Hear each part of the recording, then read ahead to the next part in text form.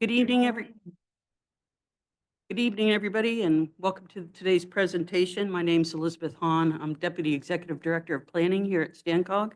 Tonight's meeting is for the purpose of providing information on environmental analysis that we are going to be undertaking in association with our long-range transportation plan, which is referred to as the Regional Transportation Plan Sustainable Community Strategy. And we have our environmental consultant here to present.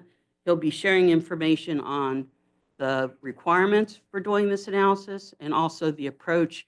And what we're really interested in is obtaining information from the public. If you have any questions about this presentation, please don't hesitate to contact us. And or if you have any input on what the analysis should include, we welcome any input you have.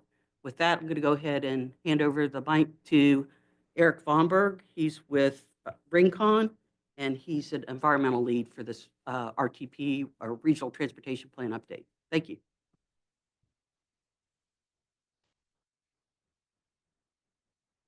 Oh, there we go. Okay. Eric Vonberg with Rincon Consultants, and welcome anyone here this evening.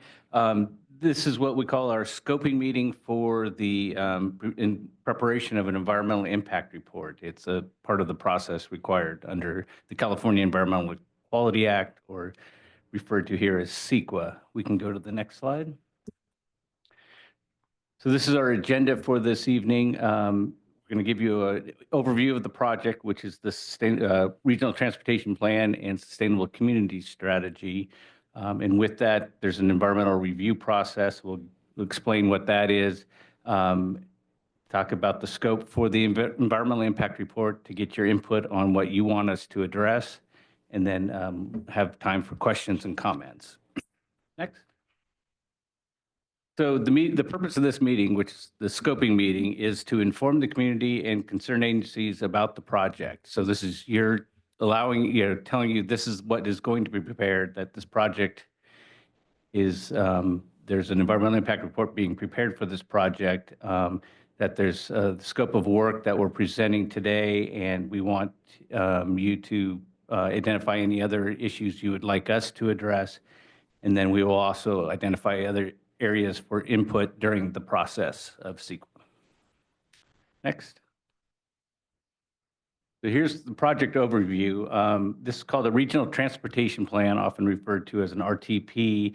And this is it's a long-range plan, basically what the county and all the cities within the county are going to plan for development over the next 20 years.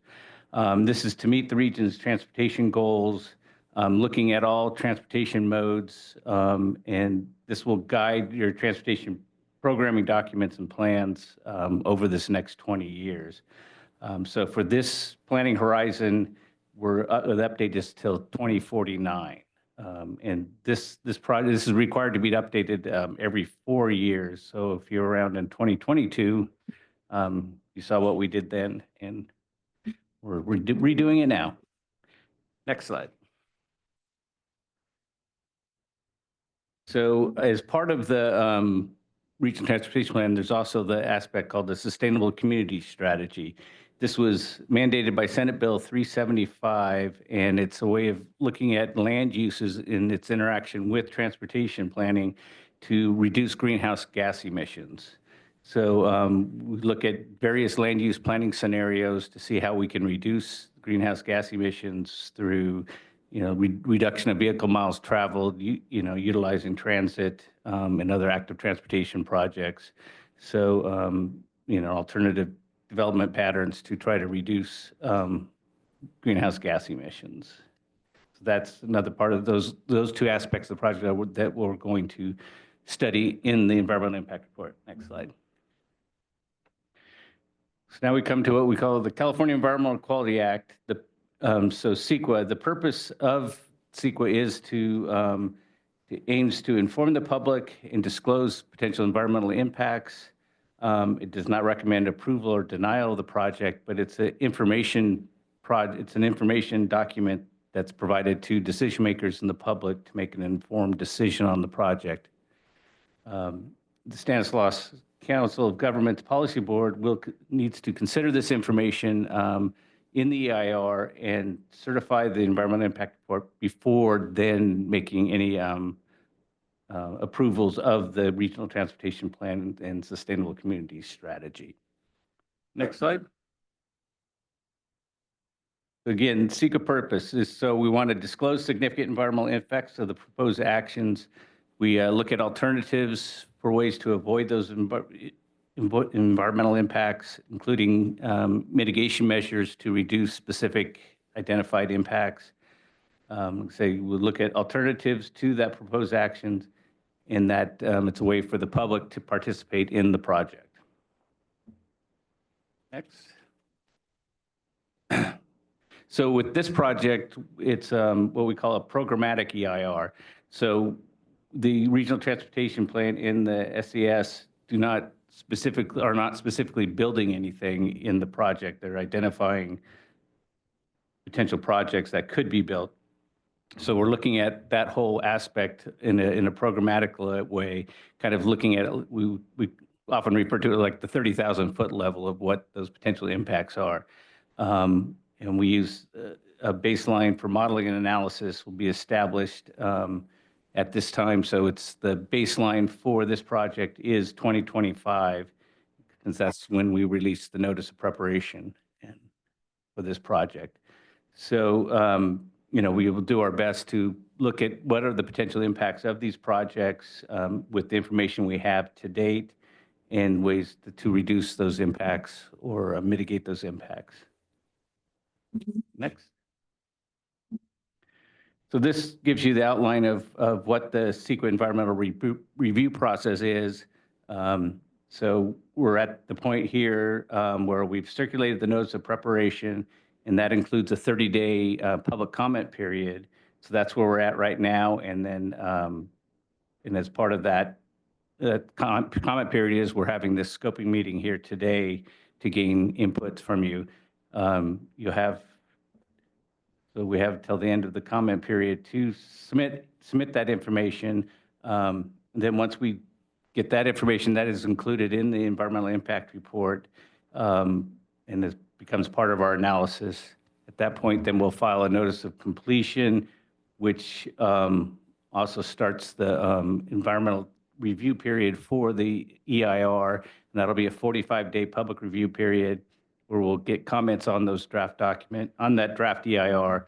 Then we'll our response to all those comments, including the comments, will be compiled into the final EIR, which we then will provide to the decision maker, and then to make a decision on the project and certification to then adopt the RTP and SES.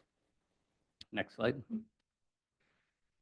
So the meat of today's meeting is that just identify, here's all the issue areas that we find in CEQA, and we're trying to get your input on which of these impacts, if there's something specific within these impacts that you want us to see addressed, or if there's something else that you would like us to address in the EIR, and we'll take that under advisement.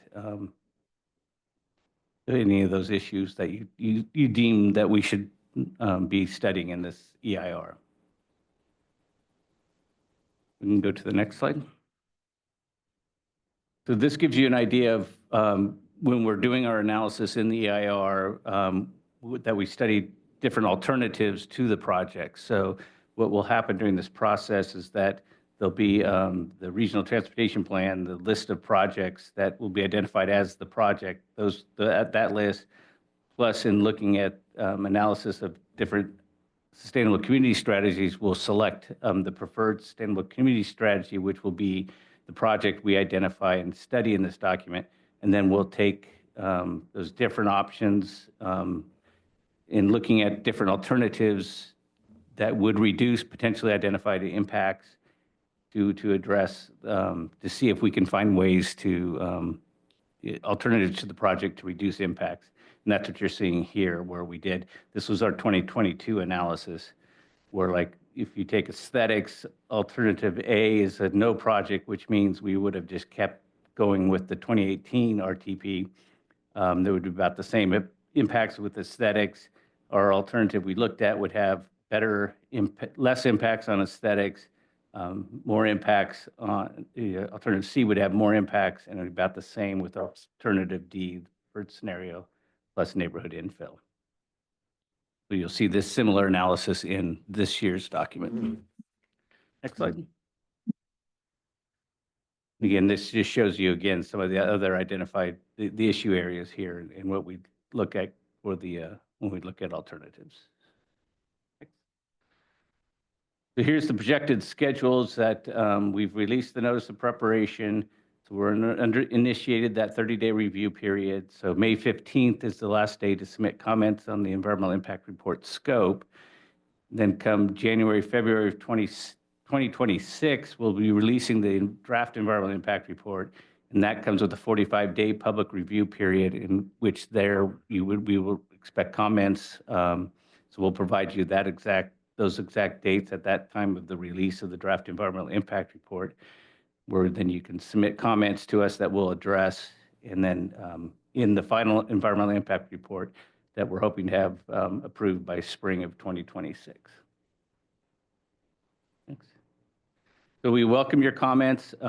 Here's the information here to send. You can email Elizabeth Hahn at the email address shown on the screen. Or there's also more information if you go to the website, and you can also call the StanCog office. So we really appreciate getting any input you guys would have on the project, and thank you for participating. And so at this time, we open up for any questions you might have on the project.